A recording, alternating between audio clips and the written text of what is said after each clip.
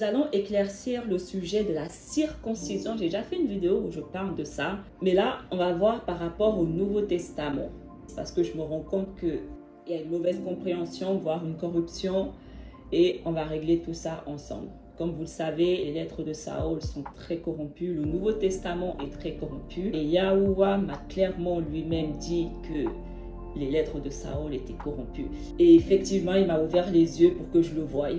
Si on n'a pas le Ruach HaKadash, on ne peut pas comprendre. J'essaie de vous éclaircir le mieux que je peux. Si vous recevez gloire à Yahuwah, parce que c'est lui qui ouvre les cœurs, c'est lui qui fait grâce. Acte 15, le verset 1. Quelques hommes venus de la Judée enseignaient les frères en disant: si vous n'êtes pas circoncis selon le rite de Machée, vous ne pouvez pas être sauvés. Et si nous lisons plus bas, à partir du verset 13 à 20, lorsqu'ils eurent cessé de parler, Jacques prit la parole et dit: hommes frères, écoutez-moi. Shimon a raconté comment Yahuwah a d'abord jeté les regards sur les nations pour choisir du milieu d'elles un peuple qui porta son nom. Et avec cela s'accordent les paroles des prophètes selon qu'il est écrit. Après cela, je reviendrai et je relèverai de sa chute la tente de David. J'en réparerai les ruines et je la redresserai, afin que le reste des hommes cherche Yahuwah, ainsi que toutes les nations sur lesquelles mon nom est invoqué, dit Yahuwah qui fait ces choses, et à qui elles sont connues de toute éternité. C'est pourquoi je suis d'avis qu'on ne crée pas les difficultés à ceux des païens qui se convertissent à Yahuwah, mais qu'on leur écrive de s'abstenir des souillures, des idoles, de l'impudicité, des animaux étouffés du sang. Donc ça, c'est la version Louis II. Et ici, ils ont employé le terme païen. Donc ils se sont mis d'accord pour dire que, ok, les païens, on ne va pas leur mettre la pression comme ça. On ne va pas leur demander de se circoncire. On va juste leur demander de s'abstenir des viandes consacrées aux idoles, à l'impudicité. Mais si nous lisons une version différente, eux, ils ont utilisé les non-juifs. D'accord? Il faut comprendre que les non-juifs que la Bible parle, ce sont les païens. Les païens, les non-juifs, les nations, les autres peuples, les autres nations, les étrangers, ce sont tous le même groupe d'individus. Parce que les Talmidim, ils prêchent aux mêmes personnes, à un groupe d'individus très particulier. Ils ne s'éparpillent pas dans tous les sens. Ils prêchent aux mêmes personnes, aux non-juifs. En fonction de la Bible que vous lisez, ça sera écrit soit non-juif, soit païen, soit autre nation, soit les nations, tout dépend. Mais c'est la même cible à qui ils prêchent tous, les non-juifs. Et on a vu que ces non-juifs en question, ce sont les brebis perdues de la maison de Yasharal, le royaume du nord. Les juifs, ce sont le royaume du sud, et les non-juifs, le royaume du nord. Israël est séparé en deux, parce que les chrétiens, pour justifier leur religion, ils disent que les juifs représentent Israël. Ce n'est pas la vérité de Yahuwah. Pour dire ça, c'est qu'on ne comprend vraiment pas un mot. Déjà, pour être chrétien, c'est parce qu'on ne comprend pas un mot. Mais en plus, pour venir dire ça, c'est que là, c'est le pompon sur la Garonne. Les Juifs ne représentent pas la nation d'Israël. Les Juifs représentent le royaume du Sud. Les 2 tribus sur les 12 tribus. Les Juifs représentent une minorité de la nation entière de Yasharal. Donc les non-Juifs, ce sont les autres tribus, tout simplement, les autres peuples, les autres nations. C'est aussi simple que ça. Et c'est eux qu'on appelle les païens. Ils sont païens parce qu'ils se sont souillés avec les païens. Ils sont devenus impurs.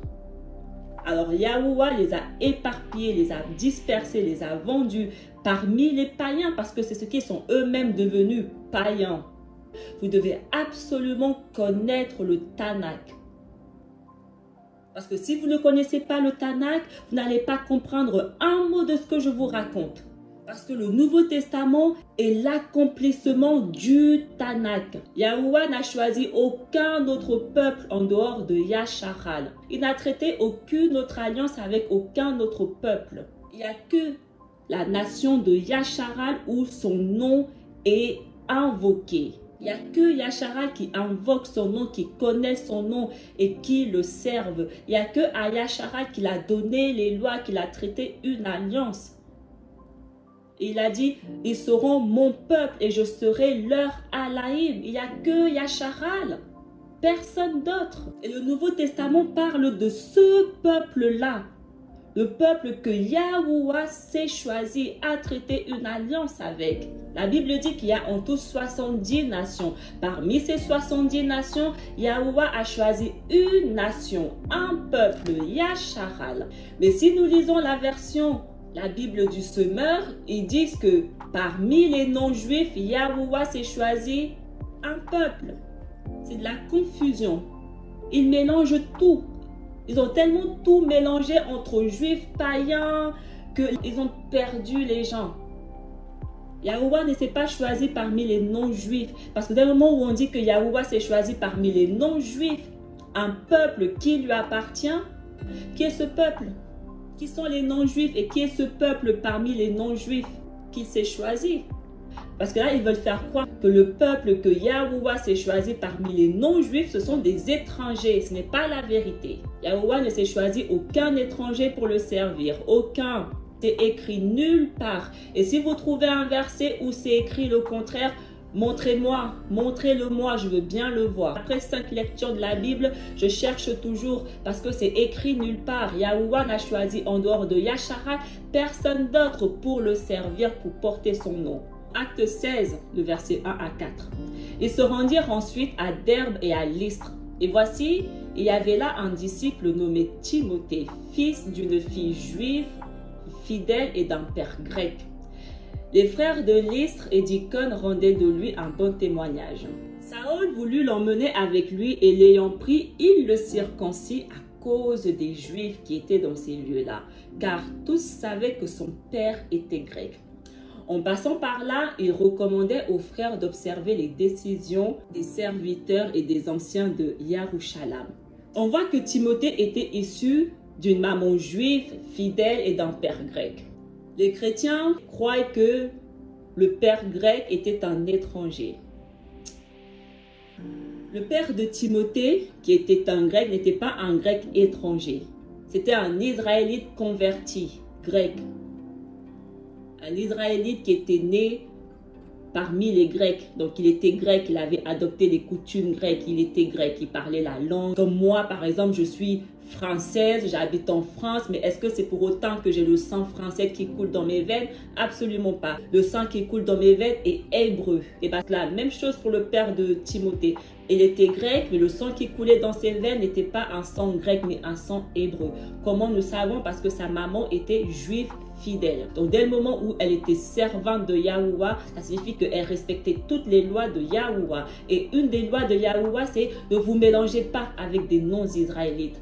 Donc, étant une juive servante de Yahuwah qui respecte les lois de Yahuwah, elle n'est pas allée se mélanger avec un non-israélite pour accoucher Timothée. Dès le moment où elle serait allée vers un grec non-israélite, comme la Bible veut le faire croire là, elle ne serait plus fidèle parce qu'elle aurait commis un péché. Elle se serait souillée et Timothée aurait été souillé. Donc Timothée était pur, son sang était pur parce que sa mère était israélite et son père était israélite. Là, ils veulent faire croire que Saül a demandé à Timothée de se circoncire juste parce qu'il ne voulait pas que les Juifs lui prennent la tête.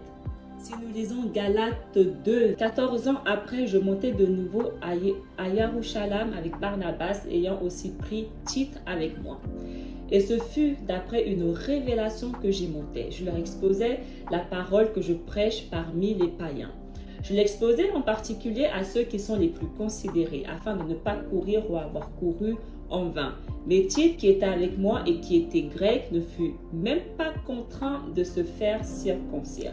De la même manière que le père de Timothée était grec, mais israélite, c'est de la même manière que Tite était grec, mais israélite. Et le fait qu'ils disent que Tite, qui était grec, ne fut même pas contraint de se circoncire, c'est une corruption. Ils veulent faire croire que déjà Tite était un étranger et que les étrangers, qu'ils appellent les païens, n'ont pas besoin de se circoncire. Ça va littéralement contre le Tanakh, parce que nous savons très bien que les Talmidim ne font que la volonté de Yahusha, qui lui fait la volonté de Yahuwah. Donc, ils prêchent la parole de Yahuwah. Et est-ce que dans la parole de Yahuwah, il est écrit que la circoncision n'est pas nécessaire ou obligatoire? Donc, dès le moment où la parole ne dit pas ça, pourquoi eux, ils viennent dire que la circoncision n'est pas nécessaire? Est-ce que vous trouvez ça logique? Qui leur a dit que la circoncision n'était pas nécessaire? Est-ce que c'est Yahusha qui leur a dit qu'ils n'ont plus besoin de se circoncire? Est-ce que c'est le Père Yahuwah qui leur a dit que la circoncision n'était plus nécessaire? Lorsque Yahuwah a dit que la circoncision était une alliance éternelle, est-ce que vous pensez que c'est vraiment eux qui disaient ça?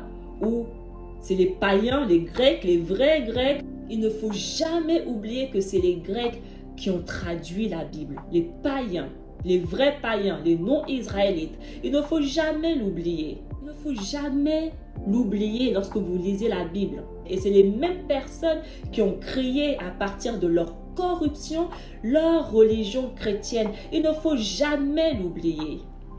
Dès le moment où on oublie ça, le game il est over.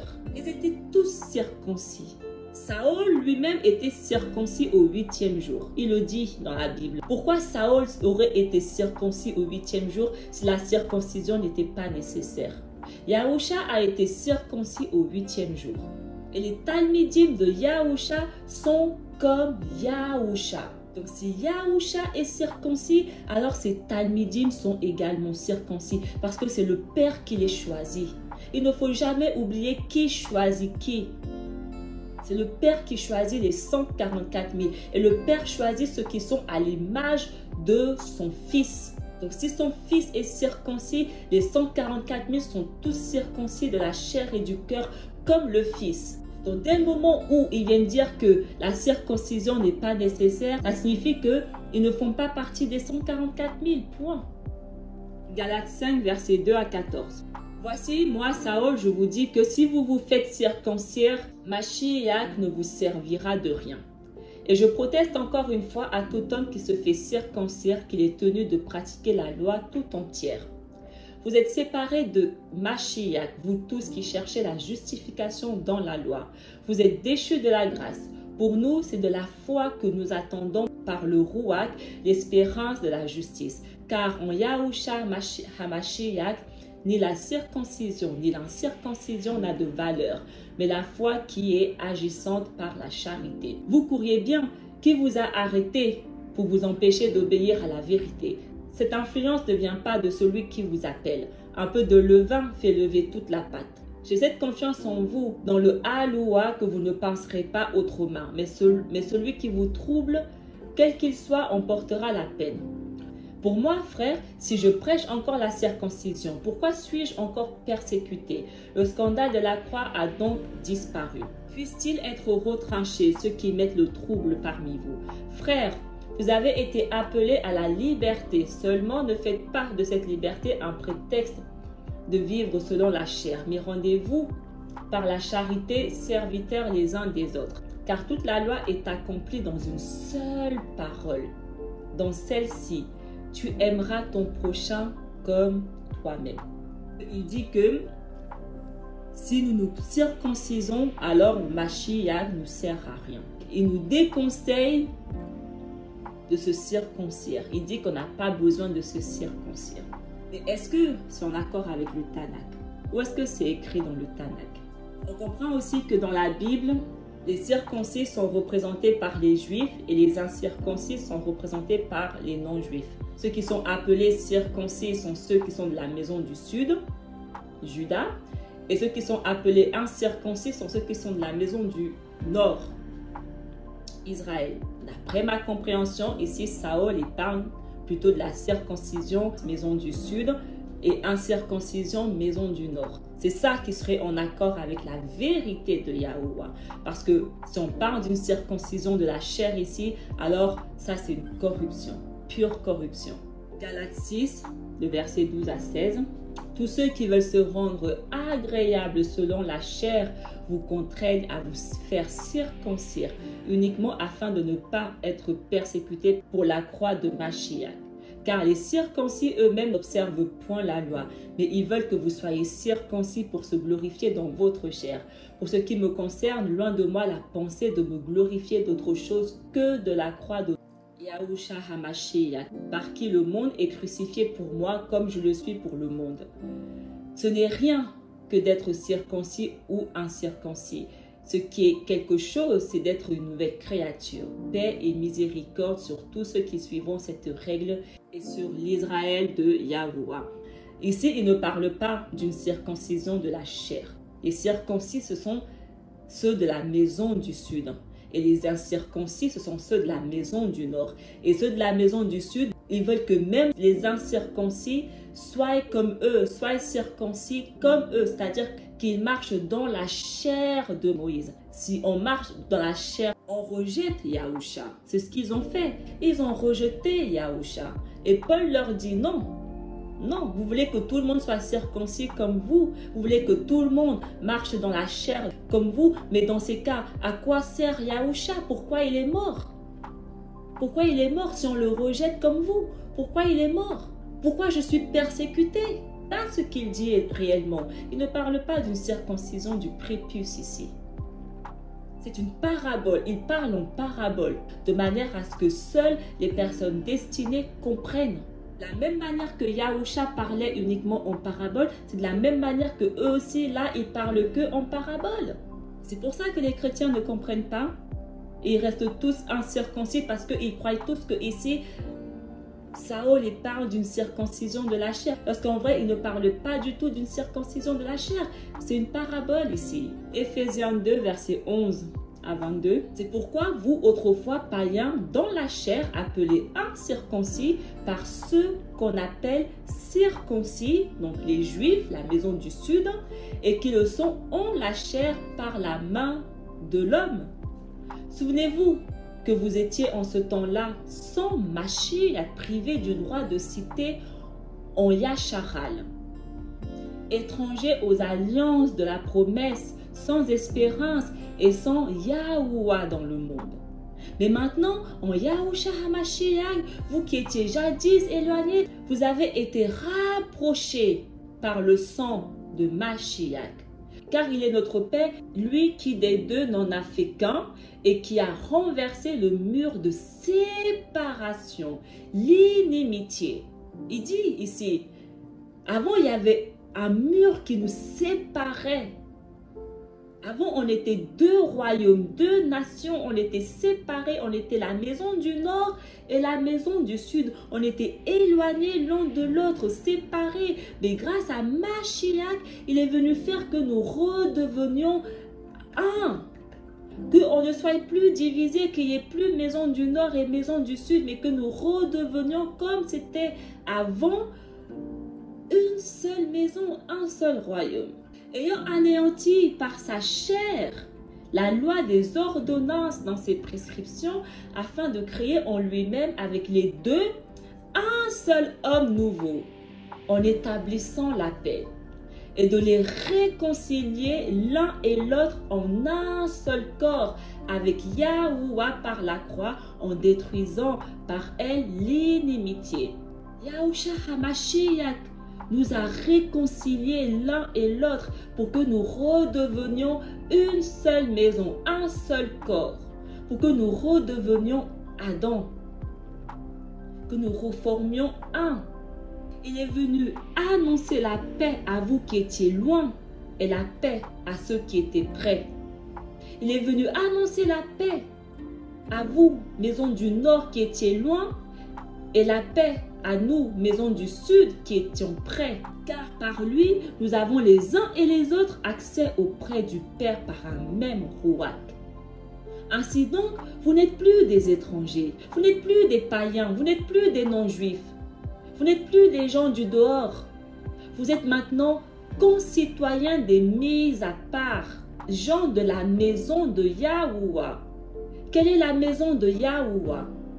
Quelle est la maison de Yahuwah? La maison de Yahuwah, c'est le sanctuaire de Yahuwah. Vous faites maintenant partie du sanctuaire de Yahuwah. Est-ce que des non-israélites peuvent faire partie du sanctuaire de Yahuwah?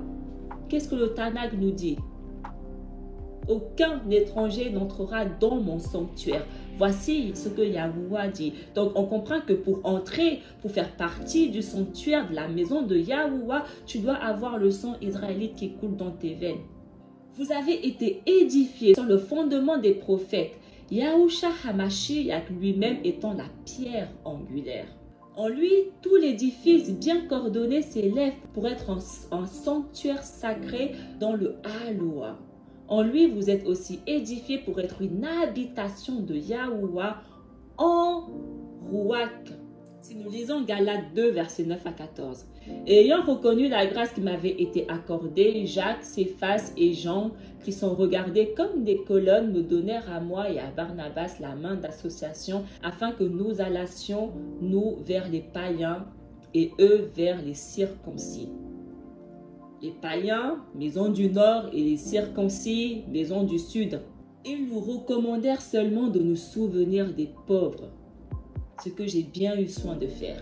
Mais lorsque Céphas vint à Antioche, je lui résista en face parce qu'il était répréhensible. En effet, avant l'arrivée de quelques personnes envoyées par Jacques, il mangeait avec les païens. Et quand elles furent venues, il esquiva et il se tint à l'écart par crainte des circoncis. Les circoncis, les juifs, la maison du sud, les païens, la maison du nord. Avec lui, les autres juifs usèrent aussi de dissimulation, en sorte que Barnabas même fut entraîné par leur hypocrisie. Voyant qu'il ne marchait pas droit selon la vérité de la parole, je dis à Céphas en présence de tous, si toi qui es juif, tu vis à la manière des païens et non à la manière des juifs, pourquoi forces-tu les païens à judaïser? Dans une version différente, c'est écrit, pourquoi les forces-tu à vivre comme des juifs? Ils appellent ça judaïser. Ça ne veut rien dire. Parce qu'ils se comportent comme ça, ils ne respectent pas le commandement que Yahuwah nous a donné. Tu aimeras ton prochain comme toi-même. Donc les païens, la maison du nord, ce sont nos frères. Et en tant que frères, nous devons les aimer comme nous-mêmes. Dès le moment où ils les mettent à l'écart, ils ne font plus la volonté de Yahuwah. Dès le moment où ils les traitent comme des étrangers, alors que ce sont leurs frères, ils ne respectent plus le commandement de Yahuwah. Tu aimeras ton prochain comme toi-même. Et voici exactement ce que Saül leur dit ici. Pourquoi vous faites ça? Pourquoi vous mettez vos frères à l'écart? Pourquoi vous mettez ceux qui n'ont pas la loi à l'écart lorsque le Père veut les ramener à lui? Donc ici, Saül, il ne parle pas du tout de la circoncision que Yahuwah a demandé à Abraham de faire. Il ne parle pas du tout de ça. Dès le moment où on croit qu'il parle de ça, il est corrompu. Et Saül n'était pas un corrompu. Il était un mis à part. Il fait partie des 144 000. Donc, dès le moment où on croit ça, c'est qu'on a corrompu sa parole. Parce qu'il ne parle pas d'une circoncision du prépuce ici. C'est une parabole, d'accord? Si on part du sens qu'il parle d'une circoncision du prépuce, ça va contre la parole de Yahuwah. Matthieu 19, le verset 16 à 19. Et voici, quelqu'un s'approcha de lui et lui dit, « Bon rabbin, quel bien suis-je capable de faire pour que je puisse avoir la vie éternelle ?» Alors Yahushua lui répondit, « Pourquoi me dis-tu bon? Seul Yahuwah est bon. Si tu veux comprendre la vie éternelle, garde et établis les commandements. » Puis il dit, « Et quels sont-ils » Alors Yahushua répondit, « Tu ne dois pas commettre de meurtre, tu ne dois pas commettre d'adultère, tu ne dois pas voler, tu ne dois pas porter de faux témoignages, honore ton père et ta mère, et tu dois aimer ton prochain comme toi-même. » Et le jeune homme lui dit, « Tout cela, je l'ai bien gardé. Que me manque-t-il encore ?» Donc on voit que Saül ne peut pas parler de la circoncision du prépuce parce que Yahushua demande de garder les commandements. Ézéchiel 36, « Je mettrai mon Ruach en vous et je ferai en sorte que vous suiviez mes ordonnances et que vous observiez et pratiquiez mes lois. » La volonté de Yahuwah est que nous observions et pratiquions ces lois. Au moment où on vient dire que les lois ne sont plus nécessaires, qu'on n'a plus besoin de pratiquer les lois, Qui nous a dit ça? Parce que ce n'est pas Yahuwah, parce qu'il dit que je mettrai mon rouak en vous, afin que vous observiez et pratiquiez mes lois. Donc on comprend que la volonté de Yahuwah, c'est que nous observions et que nous pratiquions ses lois. C'est pour ça qu'il met son rouak en nous, pour que nous respections ses lois. Donc Saül ne peut pas enseigner qu'on n'a plus besoin de respecter les lois. Si vous comprenez ça, c'est que vous comprenez mal. C'est aussi simple que ça. Il ne peut pas vous dire de ne pas respecter les lois. Il ne peut pas dire ça. Dès le moment où il vous dit ne respectez plus les lois, vous n'avez plus besoin de respecter les lois, il va directement contre le Père. Cette parole ne peut pas lui venir du Père, mais que de l'ennemi. Genèse 17, verset 10. Voici quelle est mon alliance avec vous et avec ta descendance. Quels sont les termes que vous devrez respecter? Tous ceux qui sont du sexe masculin parmi vous seront circoncis. La circoncision est une loi que Yahuwah nous demande de pratiquer. Donc la circoncision que Saül parle n'est pas cette circoncision.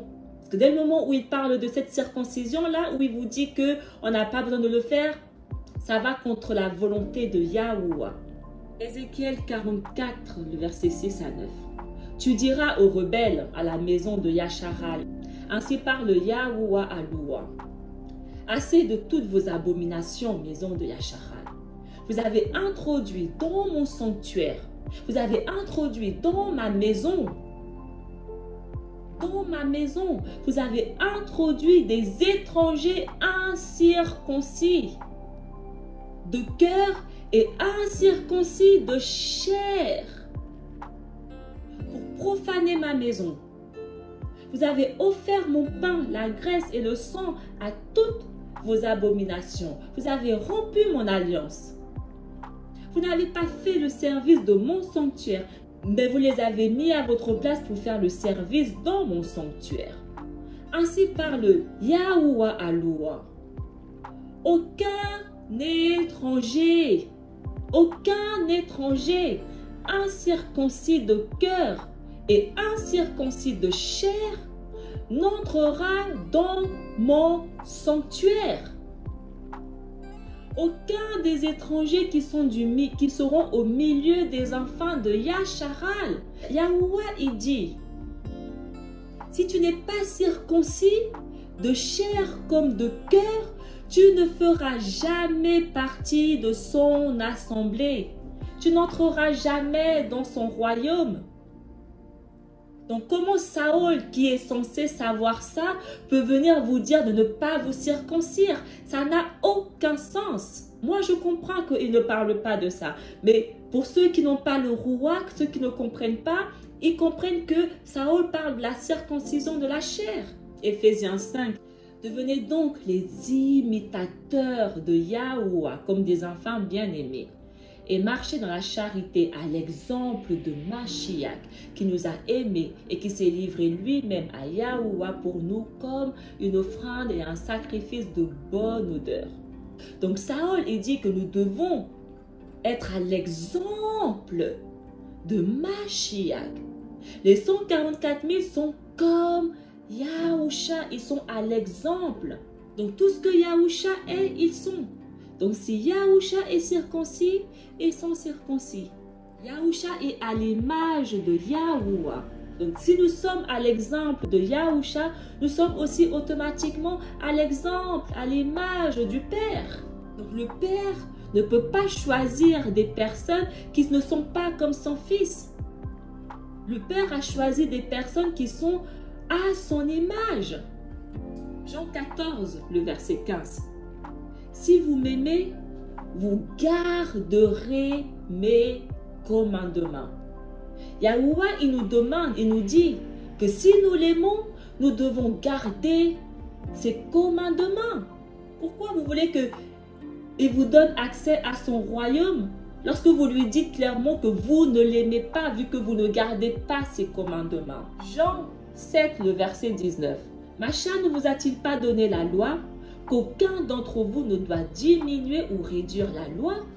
Pourquoi voulez-vous me mettre à mort? Yahuwah, il dit que aucun d'entre nous, aucune personne sur cette terre ne doit diminuer ou réduire la loi.